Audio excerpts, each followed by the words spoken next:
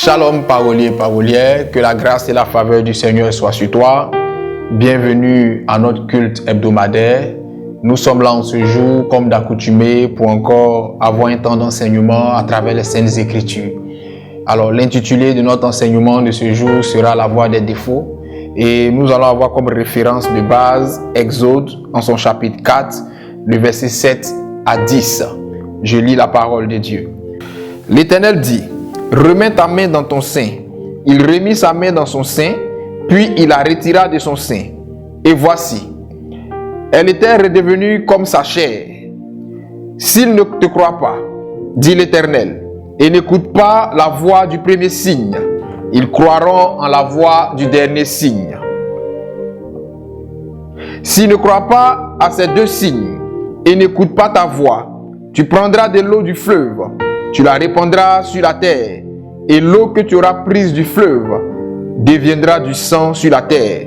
Moïse dit à l'Éternel: ah, Seigneur, je ne suis pas un homme qui ait la parole facile, et ce n'est pas d'hier, ni d'avant-hier, ni même depuis que tu parles à ton serviteur, car j'ai la bouche et la langue embarrassées.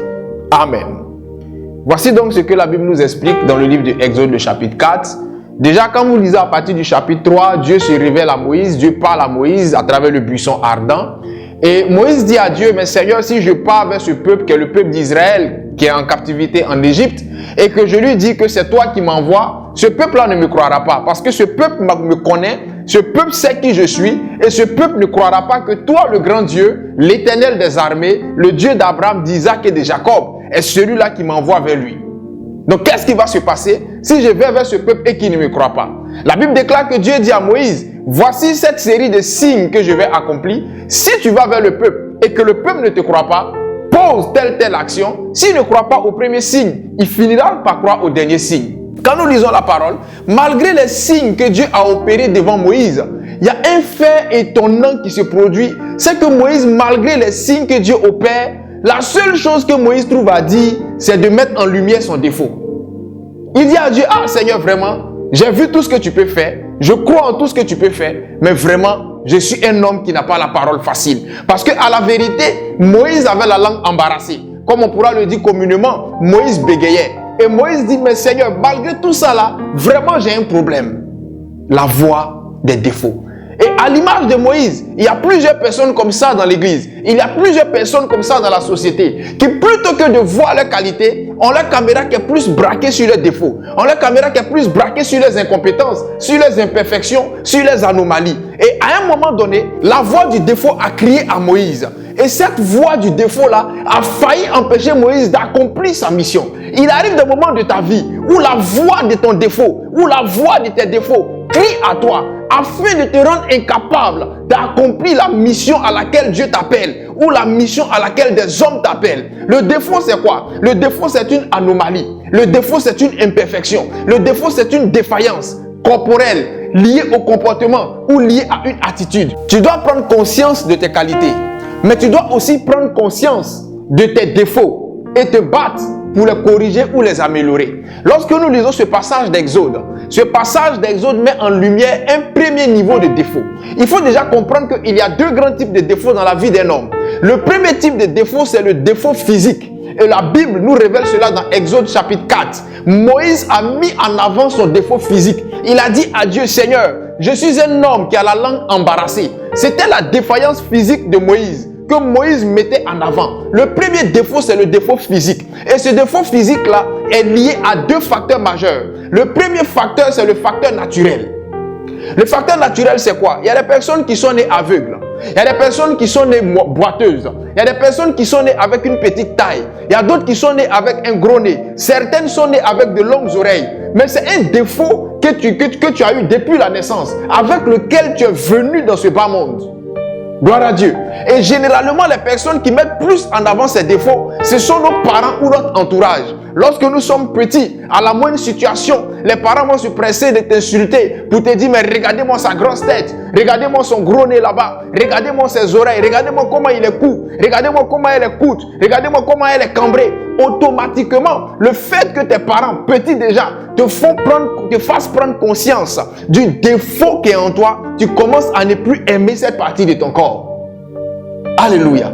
Prenez 90% des personnes qui n'aiment pas soit leur narine, ou qui n'aiment pas leur bouche, ou qui n'aiment pas leurs yeux. Vous verrez que déjà depuis la tendre enfance, les parents ou l'entourage ont plus mis l'accent négativement sur cette partie de leur organe, ou cette partie de leur corps, qui a fini par faire que ces personnes ont commencé à ne plus aimer cette partie d'elles. Et ces personnes ont commencé à détester cette partie d'elles. Quelle que soit l'anomalie corporelle que tu as, sois fier de cette anomalie. Parce que Dieu t'a créé ainsi. Et cela ne t'enlève pas la merveilleuse créature que tu es. Gloire à Dieu. Donc il faut que tu apprennes à d'abord accepter un défaut physique. Ne laisse personne te complexer. Et ne laisse pas un défaut physique t'auto-complexer. Il y a des gens qui sont bossus, il y a des gens qui sont nés, il y a des gens qui ont une quelconque anomalie physique, mais qui ne laissent pas cette anomalie physique prendre le pas sur leurs compétences. Pour surmonter un défaut physique, il faut une force d'esprit, il faut une force morale. Donc il y a le premier niveau du défaut physique qui est rattaché à des facteurs naturels. Il y a le deuxième niveau du défaut physique qui est rattaché à un facteur occasionnel.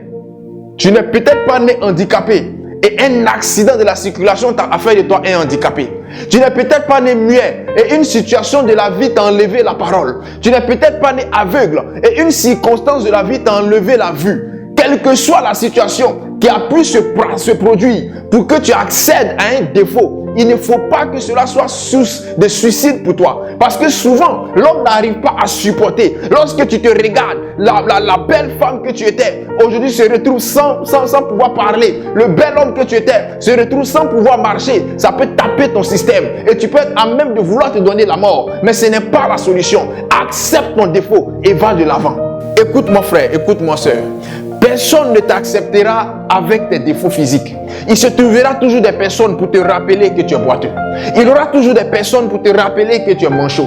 Il y aura toujours des gens qui se saisiront de la mode opportunité que tu leur donneras et que souvent même tu ne leur donneras pas, pour te rappeler que tu as une anomalie corporelle, tu as une défaillance corporelle. Mais il faille que tu aies la force d'esprit nécessaire pour pouvoir affronter le regard des autres, pour pouvoir affronter le mépris des autres, pour pouvoir affronter la moquerie de certains et avancer dans ta vie. Car même si la société, à un moment donné, t'accepte avec ton défaut physique, si toi tu ne t'acceptes pas, il aura un problème. La première personne qui doit accepter ta défaillance, c'est d'abord toi. Accepte d'abord le défaut que tu as. Accepte d'abord l'anomalie physique que tu as. Sois-en fier. Fais des efforts s'il est possible pour améliorer cette anomalie. Fais des efforts s'il est possible pour corriger cette anomalie. Peut-être à travers la médecine, peut-être à travers la chirurgie, je ne sais pas. Mais fais des efforts s'il est possible pour améliorer. Mais au cas où tu ne peux pas améliorer, au cas où tu ne veux pas améliorer, parce que tu es conscient que Dieu t'a créé comme ça, accepte-toi tel que tu es. Même quand ce défaut est arrivé à la suite d'une circonstance accidentelle, à la suite d'une circonstance malheureuse,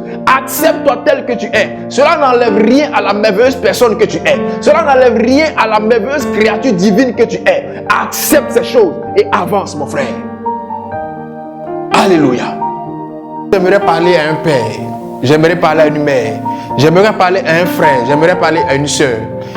Prenez la peine de ne pas toujours stigmatiser votre enfant. Prenez la peine de ne pas toujours stigmatiser votre frère ou votre soeur. En lui martelant toujours ses défauts. En lui montrant toujours ses défauts physiques. Vous savez, à la longue, ça fera de cette personne une complexée future. Ça fera de cette personne quelqu'un qui va s'auto-complexer face à des situations. Aujourd'hui, nous voyons des personnes dans la société qui sont appelées à être des leaders, mais qui sont toujours en seconde position, qui se plaisent dans des positions de seconde figure, qui se plaisent toujours dans les positions de second rang. Pourquoi? Parce que étant petites, ces personnes ont certainement été stigmatisées, ont certainement été des personnes dont on a pris appui sur des défauts pour leur faire comprendre qu'elles ne peuvent jamais diriger un groupe, elles ne peuvent jamais être des leaders. Cela peut jouer même sur la vie sentimentale. Vous voyez, vous allez voir certains hommes, vous verrez certaines femmes demeurer dans des relations malgré le mal-être qui découle de ces relations, malgré les situations compliquées que ces personnes-là peuvent vivre dans cette relation, elles demeurent dans ces relations. Souvent, on se presse de dire, c'est parce qu'elle aime toujours son partenaire, c'est parce qu'il aime toujours sa partenaire qu'il demeure dans la relation. Souvent, ce n'est pas une question d'amour, mais le conjoint ou la conjointe a été la seule personne qui a su valoriser la taille de la femme ou la taille du monsieur. Peut-être que la femme, quand elle était petite, on lui disait toujours, regardez-moi sa taille, regarde comment tu écoutes là-bas. Et le jour où elle croise le monsieur lui dit, mais vraiment madame, c'est le fait même que tu sois coûte là qui fait que je suis amoureux de toi. Peut-être que le monsieur, on a toujours valorisé ses narines. On lui a toujours fait comprendre que tu avais de trop larges narines. Pour que nous on puisse respirer, il faut fermer d'abord tes narines. Et ça l'a complexé. Ça fait de lui quelqu'un qui était toujours réservé à cause de ses narines, dont on s'est toujours moqué. Et le jour où il croise la sœur, elle lui dit que même vraiment, j'adore les narines même très ouvertes là. C'est ce type d'homme là même que je cherchais. Automatiquement, le monsieur se sent mis en valeur. Parce qu'il a connu des femmes, mais aucune femme ne s'est reconnue en ses narines. Elle a connu des hommes, mais aucun homme ne s'est reconnu en sa petite taille. Elle a reconnu des hommes, elle a connu des hommes du moins, mais aucun homme ne s'est reconnu peut-être au fait qu'elle ait une grosse tête. Et c'est le fait que la personne là se reconnaisse en sa défaillance qui fait qu'elle aime plus la personne. Alléluia. Et donc il faut que nous arrêtons de stigmatiser les gens. Acceptons les personnes telles qu'elles se présentent à nous avec leurs défauts physiques. Et plutôt que de nous moquer de ces défauts, aidons-les à surmonter ces défauts ou aidons-les à accepter ces défauts et à avancer dans leur vie. Gloire à Dieu. Après le défaut physique, le deuxième type de défaut, c'est le défaut lié au comportement. 1 Pierre 2, verset 12 nous en dit plus. La Bible déclare, « Ayez au milieu des païens une bonne conduite, afin que là même où ils vous calomnient, comme si vous étiez des malfaiteurs, ils remarquent vos bonnes œuvres et glorifient Dieu au jour où il les visitera. » Amen. Quand nous lisons 1 Pierre 2, verset 12, ce défaut-là est plus mis en lumière dans ce passage et ce défaut pouvait plus intervenir notre anomalie liée au comportement, notre attitude négative sur le plan comportemental. Un défaut physique s'accepte, un défaut physique s'assume, un défaut physique s'affiche fièrement, mais un défaut lié au comportement ne doit pas s'assumer, ne doit pas s'afficher. Il doit au contraire se corriger. C'est en cela que je ne suis pas d'accord avec ces personnes qui ont pour habitude de dire « Je suis tel que je suis, c'est à prendre ou c'est à laisser ». Et je me plais à leur dire en retour, même le portable qui est portable, le portable change. Quand vous prendrez des portables d'une certaine marque, au fil des années, il y a toujours une nouvelle version de ce portable-là qui sort. Et la nouvelle version est plus parfaite que la seconde. La nouvelle version, généralement, est plus performante que la seconde. Il doit être aussi d'un homme. Un homme doit se bonifier avec le temps. Un homme doit se parfaire, il doit se corriger. Chaque jour que Dieu te permet de vivre, chaque jour que Dieu te donne de vivre, est une grâce, mais c'est aussi une opportunité pour produire la meilleure version de toi, pour corriger tes anomalies, afin d'avancer qualitativement. Il y a des gens, tu vas les connaître en 2022. En 2025, tu viens les retrouver. Ils ont le même défaut lié au comportement. Des gens qui étaient coléreux en 2022, tu les retrouves en 2025, ils sont encore plus coléreux. En 2022, ils étaient coléreux comme des buffles. En 2025, ils sont coléreux comme des dragons. Ça veut dire que toi, tu avances négativement dans le défaut. C'est un danger, que Dieu t'en délivre. Alléluia. Et beaucoup de personnes se sont vues des portes fermées au devant d'elles à cause du défaut lié au comportement. Dieu peut t'ouvrir des portes et ton comportement va déterminer de si ces portes-là vont rester ouvertes ou si ces portes-là vont rester fermées. Il y a des gens qui n'ont pas connu la bénédiction. On s'est pressé de dire non, mon frère, c'est l'œuvre de la sorcellerie, c'est l'œuvre des ténèbres. Si tu n'as pas été béni, c'est parce que quelque part dans ta famille il y a un tel esprit de sorcellerie. C'est parce que quelque part il y a un tel démon de célibat. Mon frère, disons-nous la vérité. Souvent, ce n'est rien de tout ça, mais c'est parce que tu as un mauvais comportement. Alléluia. Tout ne se règle pas par la prière.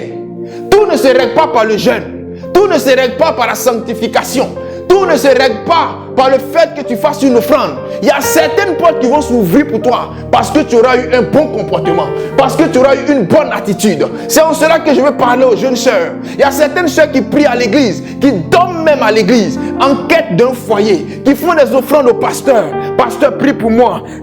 Que Dieu fasse en sorte que l'homme là m'épouse. Que Dieu fasse en sorte qu'il me dote. Que Dieu fasse en sorte qu'il vienne voir mes parents. Et le pasteur prie. Il accumule prière sur prière, jeûne sur jeûne. La sœur fait des offrandes. Au-delà des jeûnes et prières qu'elle accumule, au-delà des offrandes pléthoriques qu'elle fait, elle a un mauvais comportement.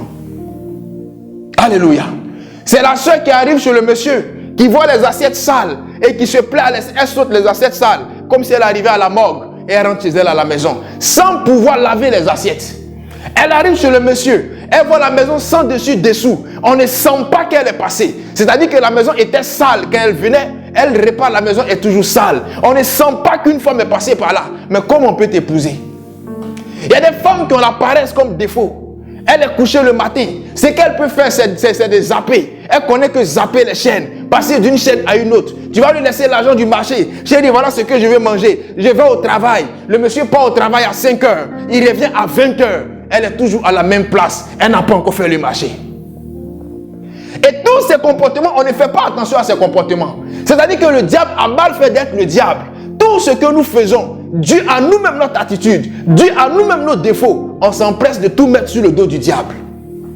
Le diable n'est pas toujours responsable de ce qui nous arrive.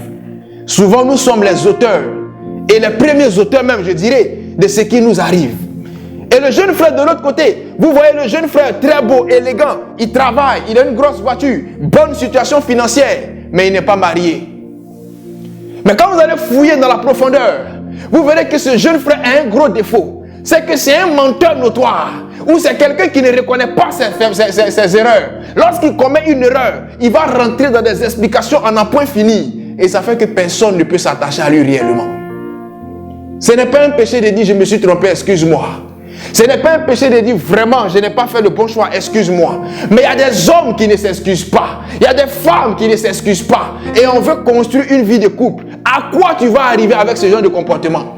Il y a des femmes, il y a parole dans le foyer. Elle sait qu'elle est en tort. Elle va aller dormir. Le matin, elle se réveille pour dire excuse-moi, elle ne peut pas. C'est-à-dire qu'elle va avoir des attitudes détournées. C'est sa manière, elle, de s'excuser. Comment tu vas? Tu as faim? J'ai préparé, hein? Non, ma chérie. On dit, il faut dire excuse-moi. Mais comme elle est tellement orgueilleuse, elle ne peut pas dire excuse-moi. Donc, il y a une attitude détournée qu'elle va avoir. C'est à sa manière, elle, de te demander pardon. Il y a des hommes, eux, ils ont la violence dans le sang. À la moindre situation, ils te tapent. Et ça fait qu'ils battent la femme. Mon frère, quelle que soit ta situation, si tu sais que tu es trop fort, il faut aller passer concours de gendarmerie. Si tu sais que tu as trop la force, il faut aller devenir docker au port. Mais ce n'est pas sur la jeune sœur que tu vas passer ta colère, que tu vas montrer que tu es champion en ceinture noire. Non, non, non, frère. Et voilà comment beaucoup sont encore célibataires. Parce qu'il y a des comportements, il y a des attitudes que ces personnes-là traînent, qui ne sont pas des attitudes à la gloire de Dieu. À un moment donné, il ne faut pas être fier de ton défaut. Il y a d'autres personnes qui parlent très mal. À la moindre situation, elle va te donner une de ces réponses-là. Tu n'as même plus envie de lui dire bonjour. Mais comment est-ce qu'on peut te marier? Et au-delà même du mariage, le comportement, l'anomalie liée au comportement, le défaut lié au comportement, peut même nuire à nos relations amicales, comme à nos relations professionnelles. Il y a des chrétiens qui pensent que Jésus-Christ a payé tout à la croix, ça veut dire qu'il ne faut pas payer les crédits. Lorsqu'il te prend une dette, quand il vient prendre la dette, il est soumis, il est respectueux. Mais une fois que tu lui fais la dette, pour qu'il te rembourse ta dette, vous allez faire 40 ans dans le désert, comme le peuple d'Israël. Et voilà pourquoi les gens se plaisent à dire que les chrétiens n'aiment pas payer les crédits. Et c'est une vérité. Alléluia. Ce défaut lié au comportement ne touche pas seulement que les enfants de Dieu. Ne touche pas seulement que celui-là même qui n'est pas chrétien. Ce défaut lié au comportement touche aussi souvent les serviteurs de Dieu eux-mêmes. Des serviteurs de Dieu qui enseignent qu'il faut donner, mais qui n'ont jamais donné eux-mêmes. Il y a des pasteurs, il y a des pères qui te diront toujours, mon fils, tu as une offrande à faire. Ma fille, tu as une offrande à faire. Mais ils n'ont jamais eux-mêmes pris la peine de faire l'offrande à leur fille ou l'offrande à leur fils. Des pères qui veulent toujours recevoir, mais qui ne sont pas prêts à donner en retour. Il y a des pères qui enseignent le pardon, mais qui ne sont pas prêts à pardonner. Lorsque vous lirez la parole de Dieu, Élisée n'a pas connu d'héritier. Lorsque nous lisons la Bible, l'héritier d'Élie, c'était Élisée. L'héritier spirituel de Moïse, c'était Josué. Mais quand vous lisez l'histoire d'Élisée, Élisée est l'un des prophètes dans la Bible qui n'a pas connu d'héritier. Pourquoi? Parce que Élisée avait le pardon difficile. Quand nous lisons la Bible, Élisée, il montait à la prière.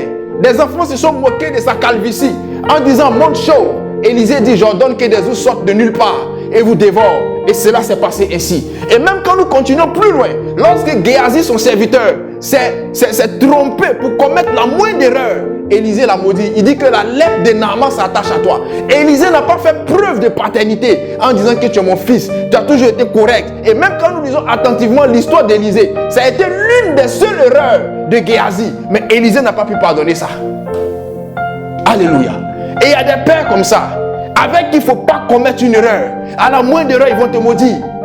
Mais finalement, ces pères-là finiront seuls. Parce que quand nous lisons la Bible, l'onction qu'Élisée avait, l'onction qu'Élisée transportait, finalement, c'est un cadavre qui a hérité de cette onction-là. La Bible déclare qu'un cadavre, quelqu'un est mort, on le portait en terre et son corps est tombé. Il a roulé jusqu'aux os d'Élisée. Et il est rentré en contact avec les os d'Élisée et il est revenu à la vie. Tellement Élisée était rancunier, tellement Élisée n'avait pas la notion du pardon, il n'a pas pu avoir un héritier. Au point que l'onction qu'il avait en lui a servi à un cadavre. Et voilà comment beaucoup d'hommes de Dieu tuent leur ministère, tuent les églises par manque de pardon. Je vais vous dire la vérité, les pasteurs sont souvent les plus rancuniers. Pendant qu'eux-mêmes ils enseignent le pardon, c'est les plus rancuniers qui existent. C'est des gens qui n'ont pas le pardon facile. À la moindre erreur, il garde ça dans son cœur. Et parfois même, on se permet de venir à la chair et de prêcher ces choses. C'est-à-dire que la seule chose, il ne met pas ton nom comme thème du message. Sinon, toi-même, tu sais que c'est toi qui es en train de prêcher. Frère, on ne vient pas à la chair pour prêcher ses frustrations. On vient à la chair pour parler de la part du Seigneur. Alléluia. Donc, le défaut lié au comportement doit être corrigé. Quand tu sais que tu as un défaut lié au comportement, à toi d'être honnête avec toi-même. Tu sais que tu es coléreux. Tu sais que tu es impulsif, tu sais que tu es orgueilleux, tu sais que tu mens beaucoup, tu sais que tu es paresseux. Prie Dieu pour que Dieu t'aide à corriger ça. Si tu ne pries pas le Seigneur, tu auras du mal à corriger ces choses-là. Parce qu'à la vérité, ce n'est pas un homme qui change un homme, c'est Dieu qui change un homme. Mais pour que Dieu te change, il faut que toi-même tu aies envie de changer. Il y a des gens qui n'ont pas envie de changer, qui se plaisent dans leurs défauts, qui se plaisent avec leurs défaillances et qui disent communément « accepte-moi comme je suis, c'est à prendre ou c'est à laisser ». Méfiez-vous de ceux qui vous diront « je t'aime comme tu es, je t'accepte comme tu es ». À la vérité, ces personnes-là ne vous aiment pas. Excusez-moi de le dire, mais c'est une vérité. Ces personnes-là ne vous aiment pas. Parce que quelqu'un qui t'aime, il s'efforce de t'emmener à être toujours une meilleure version de toi. Ça veut dire, quand il te dit que je t'aime comme tu es, s'il t'a trouvé voleur, il t'aime voleur que tu es. Donc il va t'encourager au vol. S'il t'a trouvé prostituée, il t'aime prostituée que tu es. Il va t'aider à rester prostituée. Non, non, non. Quand quelqu'un t'aime sincèrement, il ne t'aime pas comme tu es. Il s'efforce de faire de toi quelqu'un de meilleur. C'est ça le véritable amour. Et cet amour est manifesté à travers l'amour de Dieu. Quand Christ rentre dans notre vie, il ne nous aime pas comme nous sommes, mais il nous aide à devenir une meilleure version de nous. Voilà pourquoi des gens ont été braqueurs. Christ est rentré dans leur vie. Il a fait d'eux des prédicateurs. Des gens ont été prostitués. Christ est rentré dans leur vie. Il a fait d'elles des femmes au foyer exemplaires. Parce que quand le véritable amour rentre dans ta vie, il t'accepte comme tu es, mais il t'aide à redevenir une meilleure version de toi. Et donc, il faut que tu pries le Seigneur. Que tu pries le Seigneur d'arrache-pied. Que tu pries le Seigneur avec une réelle volonté de changer. Une réelle volonté de voir ce défaut lié à ton comportement s'améliorer et devenir même carrément disparaître même, je dirais, de toi. Sinon, tu vas prier de manière hypocrite. Et si tu pries de manière hypocrite, pendant que tu te plais toujours dans ce défaut, Dieu ne pourra pas agir en toi. Le changement ne pourra pas se produire en toi. Il faut que cette prière-là soit sincère. Il faut que cette volonté de changer-là soit sincère. Il ne faut pas que tu donnes l'impression de vouloir changer, alors qu'en vérité, tu ne veux pas changer. Amen. Parce qu'une fois que quelqu'un commence à parler avec fierté, quelqu'un commence à parler avec arrogance d'un défaut lié au comportement, il a du mal à le changer. Lorsque nous entendons certaines personnes qui disent « Moi, je parle très mal, hein. Moi, en tout cas, il faut te méfier de moi. Hein. » Tu en parles avec fierté. Pour toi, c'est un atout. Pour toi, c'est une force. Des gens qui se plaisent dans des défauts. Ils se plaisent dans la violence. Moi, je suis violent. Hein. Moi, je frappe femme. Hein. Une fois que tu te plais dans ces choses-là, la porte du changement automatiquement t'est fermée. Mais tu dois au contraire parler de tes défauts liés au comportement avec de la gêne, avec une honte, avec beaucoup de mépris vis-à-vis même de la chose, pour dire vraiment je n'aime pas ça. Quand nous lisons la parole de Dieu, l'apôtre Paul dit, c'est que le bien que je veux faire, je ne le fais pas. C'est le mal que je ne veux pas faire que je fais. Il en parle avec gêne, il en parle avec mépris, avec dédain, parce que ça ne lui plaît pas de faire la chose. Alléluia. Normalement, tu ne dois pas être à l'aise quand tu parles mal à ton époux. Tu ne dois pas être à l'aise quand tu tiens tête à quelqu'un qui est plus âgé que toi. Tu ne dois pas être à l'aise quand tu fais preuve de paresse et de négligence, là où tu dois faire preuve de diligence. Tu ne dois pas être à l'aise quand tu fais preuve d'une attitude qui ne te rend pas capable de reconnaître tes erreurs. Tu ne dois pas être à l'aise quand tu n'es pas capable de demander pardon à l'autre, sachant que tu l'as offensé.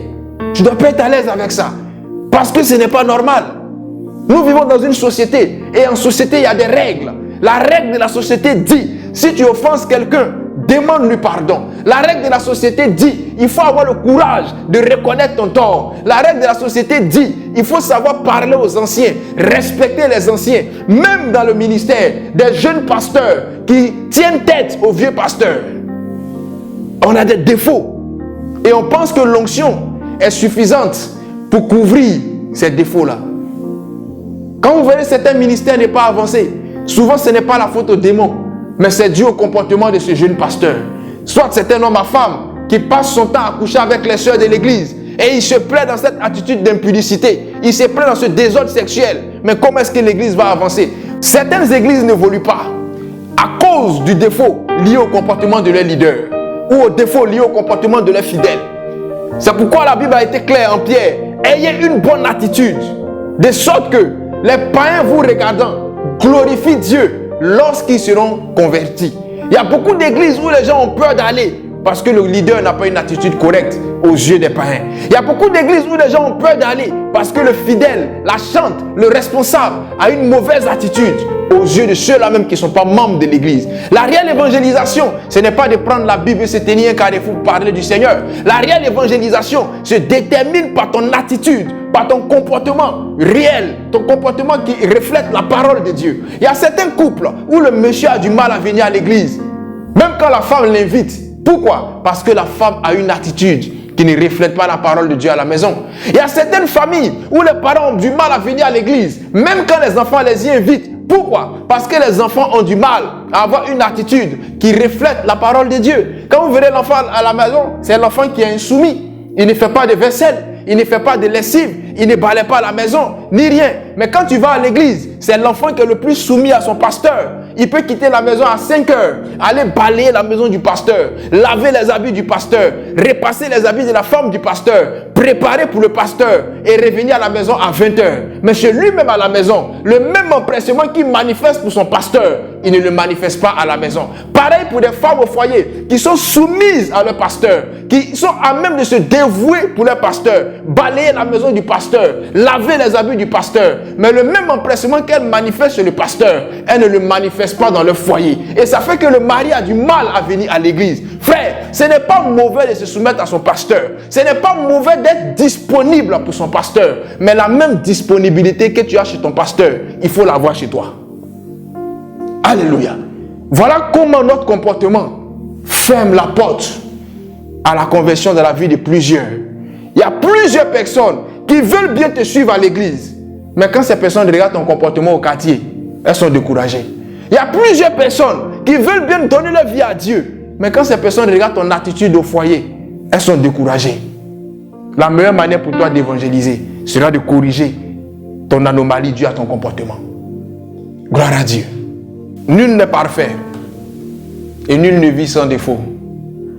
Mais nous devons comprendre que à un moment donné de notre vie, nous devons chaque jour, nous devons chaque mois, nous devons chaque année produire une meilleure version de nous-mêmes. Si tu as un comportement qui n'est pas à la gloire de Dieu, prie que le Seigneur change ce comportement en toi. Et je prie que le Seigneur t'aide à changer ce comportement le plus rapidement possible en toi. Quand ce comportement changera positivement, tu verras des portes s'ouvrir pour toi. Mais tant que ce comportement demeurera en toi, tu auras du mal à évoluer. Nous sommes dans un monde qui est en perpétuelle et en constante mutation. Qualitativement, le monde évolue à la vitesse de l'éclair. Qualitativement, l'homme que tu es doit aussi évoluer qualitativement. Il ne faudrait pas que le même qu'on a connu en 2022 soit le même qu'on connaîtra en 2023. Il faut que tu prennes des résolutions qui t'emmèneront à changer tes défauts liés à ton comportement.